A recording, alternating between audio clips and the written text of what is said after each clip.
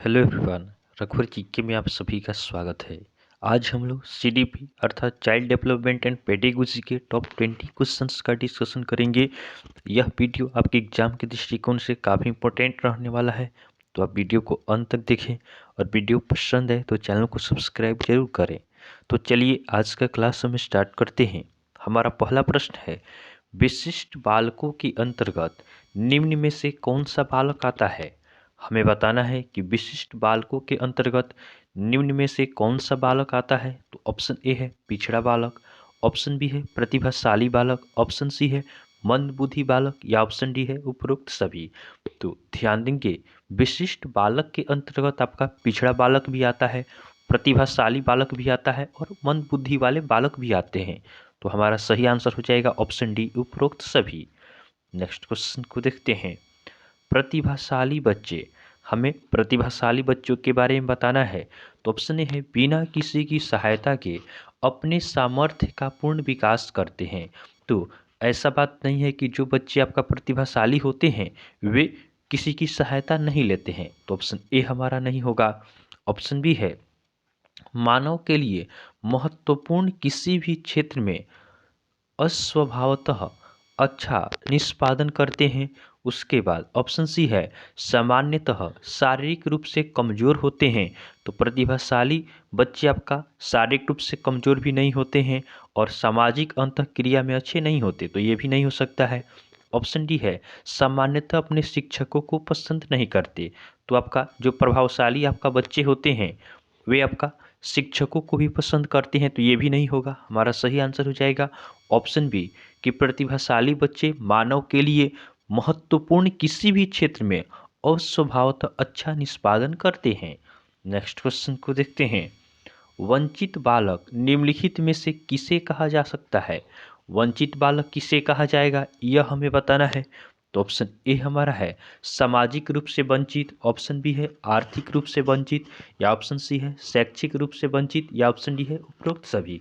तो वंचित बालक आपका सामाजिक रूप से वंचित बालक को भी कहा जाएगा, आर्थिक रूप से वंचित बालक को भी कहा जाएगा, शैक्षिक रूप से वंचित बालक को भी कहा जाएगा। तो हमारा सही आंसर हो जाएगा ऑप्शन डी उपरोक्त सभी। नेक्स्ट क्वेश्चन है, आपकी कक्षा के कुछ छात्र अति मेधावी हैं, आप उन्हें किस तरह पढ़ाएंगे। क्या है, आपके क्लास में कुछ बच्चे क्या हैं अधिक मेधावी हैं, तो आप उन्हें किस तरह से पढ़ाएंगे। तो ऑप्शन ए है कक्षा के साथ, ऑप्शन बी है उच्च कक्षा के साथ, ऑप्शन सी है समृद्धिकरण कार्यक्रमों के द्वारा या ऑप्शन डी है जब चाहे तब। तो जो बच्चे आपका अति मेधावी हैं उन बच्चों को हम कैसे पढ़ा सकते हैं, तो उनको आपका समृद्धिकरण कार्यक्रमों के द्वारा पढ़ा सकते हैं। तो ऑप्शन सी हमारा सही आंसर होगा। नेक्स्ट क्वेश्चन को देखते हैं। साहचर्यवाद, अंतःदृष्टवाद एवं अस्तित्ववाद का संबंध निम्न में से किससे है। साहचर्यवाद हो गया या अंतःदृष्टिवाद हो गया या अस्तित्ववाद हो गया, इसका संबंध निम्न में से आपका किससे है। तो ऑप्शन ए है सृजनात्मकता से, ऑप्शन बी है परंपरा से, ऑप्शन सी है समावेशी विकास से या ऑप्शन डी है इनमें से कोई नहीं। तो हमारा सही आंसर इसका होगा ऑप्शन ए सृजनात्मकता से। जो आपका साहचर्यवाद हो गया, अंतःदृष्टिवाद हो गया या अस्तित्ववाद हो गया, इन सबों का संबंध आपका है सृजनात्मकता से। अगला प्रश्न है, पिछड़े बालक की पहचान निम्न में से किस परीक्षण के द्वारा की जा सकती है। पिछड़े बालकों की पहचान हम कैसे कर सकते हैं। तो ऑप्शन ए है सामूहिक परीक्षण से, ऑप्शन बी है उपलब्धि परीक्षण से, ऑप्शन सी है व्यक्तिगत बुद्धि परीक्षण से या ऑप्शन डी है उपरोक्त सभी। तो जो पिछड़े बालक होते हैं इनका परीक्षण हम सामूहिक परीक्षण से भी कर सकते हैं, उपलब्धि परीक्षण से भी कर सकते हैं, व्यक्तिगत बुद्धि परीक्षण से भी कर सकते हैं। तो हमारा सही आंसर क्या हो जाएगा, ऑप्शन डी हमारा सही आंसर होगा। नेक्स्ट क्वेश्चन है, जन्मजात योग्यताओं की तुलना में कम शैक्षिक उपलब्धि होती है। जो जन्मजात योग्यताओं की तुलना में कम शैक्षिक उपलब्धि क्या होता है यह हमें बताना है। तो ऑप्शन ए है प्रतिभाशाली बालक की, ऑप्शन बी है हाथ पैर से विकलांग बालक की, ऑप्शन सी है पिछड़े बालक की या ऑप्शन डी है उपरोक्त सभी। तो जन्मजात योग्यताओं की तुलना में कम शैक्षिक उपलब्धि होती है आपका पिछड़े बालक की। तो ऑप्शन सी हमारा सही आंसर हो जाएगा। नेक्स्ट क्वेश्चन है, अपनी देखभाल तथा प्रशिक्षण की आवश्यकता किस बालक को होती है? अपनी खुद की देखभाल तथा प्रशिक्षण की आवश्यकता किस बालक को होती है? तो ऑप्शन ए है प्रतिभाशील बालक को, ऑप्शन बी है मंदबुद्धि बालक को, ऑप्शन सी है पिछड़ा बालक को, या ऑप्शन डी है इनमें से कोई नहीं। तो जो आपका मंदबुद्धि वाले बालक होते हैं उन्हें अपनी देखभाल तथा प्रशिक्षण की आवश्यकता होती है। नेक्स्ट क्वेश्चन को देखते हैं। अगला प्रश्न है, समस्यात्मक बालक है। समस्यात्मक बालक ये कैसे होते हैं? तो ऑप्शन ए है झूठ बोलने वाले, ऑप्शन बी है चोरी करने वाले, या ऑप्शन सी है माता पिता का बात न मानने वाले, या ऑप्शन डी है उपरोक्त सभी। तो समस्यात्मक बालक आपका झूठ बोलने वाले भी हो सकते हैं, चोरी करने वाले भी हो सकते हैं, माता पिता का बात न मानने वाले भी हो सकते हैं। तो हमारा सही आंसर क्या हो जाएगा? ऑप्शन डी उपरोक्त सभी होगा। अगला प्रश्न है, अपराधी बालक कौन होते हैं? इसमें हमें बताना है कि अपराधी बालक कौन होते हैं। तो ऑप्शन ए है जो असामाजिक कार्य करते हैं, या ऑप्शन बी है जो शिक्षक के लिए सिरदर्द होते हैं, उसके बाद ऑप्शन सी है जो कक्षा में अव्वल होते हैं, या ऑप्शन डी है जो समाज में रहना पसंद नहीं करते। तो अपराधी बालक किसे कहेंगे? तो अपराधी बालक ऐसे बच्चों को कहा जाएगा जो आपका असामाजिक कार्य करते हैं। असामाजिक कार्य करने वाले बालक को हम अपराधी बालक कह सकते हैं। नेक्स्ट क्वेश्चन को देखते हैं। सृजनात्मक उत्तरों के लिए आवश्यक है। सृजनात्मक उत्तरों के लिए क्या जरूरी है? तो ऑप्शन ए है विषय वस्तु आधारित प्रश्न, ऑप्शन बी है मुक्त उत्तर वाले प्रश्न, ऑप्शन सी है एक अत्यंत अनुशासित कक्षा, या ऑप्शन डी है प्रत्यक्ष शिक्षण एवं प्रत्यक्ष प्रश्न। तो सृजनात्मक उत्तरों के लिए आपका आवश्यक होता है मुक्त उत्तर वाले प्रश्न। तो ऑप्शन बी हमारा सही आंसर है। नेक्स्ट क्वेश्चन है, प्रतिभाशाली शिक्षार्थी होते हैं। तो प्रतिभाशाली शिक्षार्थी ये कैसे होते हैं? तो ऑप्शन ए है अभिसारी चिंतन। अभिसारी चिंतन क्या होता है? अभिसारी चिंतन में आपका एक ही बिंदु पे क्या होता है? ध्यान केंद्रित होता है। एक ही बिंदु पर आपका क्या होता है? चिंतन जो केंद्रित होता है उसको अभिसारी चिंतन कहा जाता है। ऑप्शन बी है अपसारी चिंतन। अपसारी चिंतन क्या है? तो चिंतन के लिए अनेक विकल्प उपलब्ध रहना। इसमें क्या होता है? अनेक विकल्प आपका उपलब्ध होता है। उसके बाद ऑप्शन सी है बहिमुखी, या ऑप्शन डी है बहुत परिश्रमी। तो प्रतिभाशाली शिक्षार्थी डैश होते हैं। तो प्रतिभाशाली शिक्षार्थी आपका अपसारी चिंतन वाले होते हैं, क्योंकि अपसारी चिंतन क्या होता है? इसमें बालक को सोचने के लिए क्या होता है? अधिक से अधिक विकल्प मौजूद होता है। नेक्स्ट क्वेश्चन को देखते हैं। अगला प्रश्न है, सृजनात्मक शिक्षार्थी वह है जो। तो सृजनात्मक शिक्षार्थी कौन होते हैं यह हमें बताना है। तो ऑप्शन ए है बहुत बुद्धिमान है, ऑप्शन बी है परीक्षा में अच्छे अंक प्राप्त करने के योग्य है, उसके बाद ऑप्शन सी है चिंतन के समस्या समाधान में अच्छा है, उसके बाद ऑप्शन डी है ड्राइंग और पेंटिंग में बहुत विलक्षण है।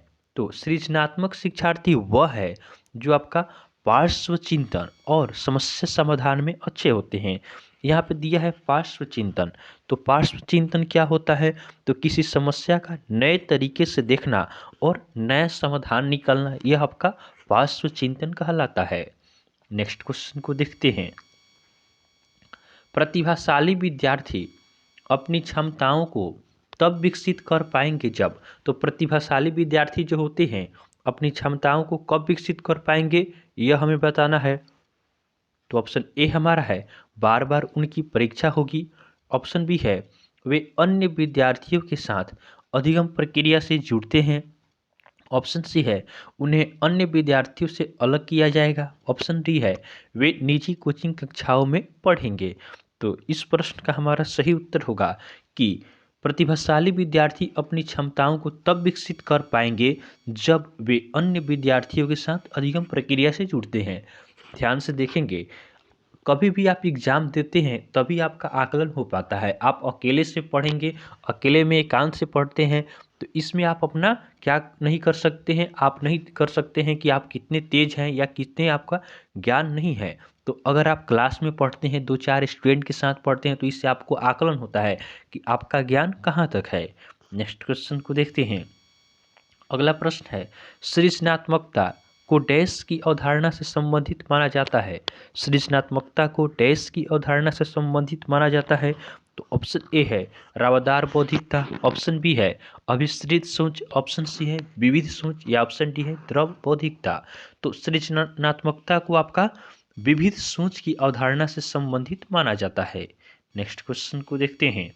अगला प्रश्न है, निम्नलिखित में से कौन सा सृजनात्मकता का महत्वपूर्ण कारक है? तो आपका सृजनात्मक का महत्वपूर्ण कारक कौन सा है? तो ऑप्शन ए है अभिसारी चिंतन, ऑप्शन बी है प्रवाह, ऑप्शन सी है लचीलापन, या ऑप्शन डी है मौलिकता। तो सृजनात्मक का महत्वपूर्ण कारक आपका होता है लचीलापन। तो ऑप्शन सी हमारा सही उत्तर है। अगला प्रश्न है, बालकों में सोचने की प्रक्रिया के विकास का क्रम होता है? तो बालकों में सोचने की प्रक्रिया के विकास का क्रम कैसा होता है? तो बालकों में सोचने की प्रक्रिया के विकास का क्रम आपका निश्चित क्रम में होता है। तो ऑप्शन ए हमारा सही आंसर है। नेक्स्ट क्वेश्चन है, निम्न में से कौन बालकों में सोचने की प्रक्रिया का अंग नहीं है? तो बालकों में सोचने की प्रक्रिया का अंग कौन सा नहीं है? तो ऑप्शन ए है प्रत्यक्षीकरण की प्रक्रिया। तो किसी भी चीज़ को प्रत्यक्ष किया जाता है तो यह क्या है? सोचने की प्रक्रिया का अंग है। कल्पना भी यह क्या है? सोचने की प्रक्रिया का अंग है। तर्क भी आपका सोचने की प्रक्रिया का अंग होता है। लेकिन समावेशन क्या होता है? समावेशन ये आपका सोचने की प्रक्रिया का अंग नहीं होता है। तो ऑप्शन डी हमारा सही उत्तर हो जाएगा। अगला प्रश्न है, बालकों में सोचने की योग्यता सफल जीवन के लिए आवश्यक है? निम्न में से यह मत किसका है? तो बालकों में सोचने की योग्यता सफल जीवन के लिए आवश्यक होता है, यह मत आपका है क्रो एवं क्रो का। तो ऑप्शन बी हमारा सही आंसर है। आज का हमारा लास्ट क्वेश्चन है, किसी बालक में तर्क के आधार पर सोचने की क्षमता के विकास के लिए आवश्यक है? तो किसी बालक में तर्क के आधार पर सोचने की क्षमता के विकास के लिए क्या आवश्यक है? तो ऑप्शन ए हमारा है भाषा संप्रेषण में निपुणता। यहाँ पे ध्यान से देखेंगे, क्वेश्चन में हमारा दिया है किसी बालक में तर्क के आधार पे, तो तर्क के आधार पर आपका सोचने की क्षमता का विकास के लिए क्या जरूरी होगा? तो इसके लिए हमारा भाषा संप्रेषण की निपुणता, अर्थात भाषा संप्रेषण में निपुणता का अर्थ है कि लिखित या मौखिक रूप से भाषा का सही संप्रेषण करना। तो ऑप्शन ए हमारा सही आंसर हो जाएगा। तो इस तरह हमने सीडीपी के टॉप 20 क्वेश्चंस का डिस्कशन किया है, जो आपके एग्जाम के दृष्टिकोण से काफ़ी इंपॉर्टेंट है। तो आपको वीडियो पसंद आया हो तो आप वीडियो को लाइक करें, चैनल को सब्सक्राइब करें तथा अपने फ्रेंड के साथ जरूर शेयर करें। तो चलिए आज के लिए हम इतना ही रखते हैं, फिर नेक्स्ट वीडियो में आपसे मिलेंगे। तब तक के लिए धन्यवाद।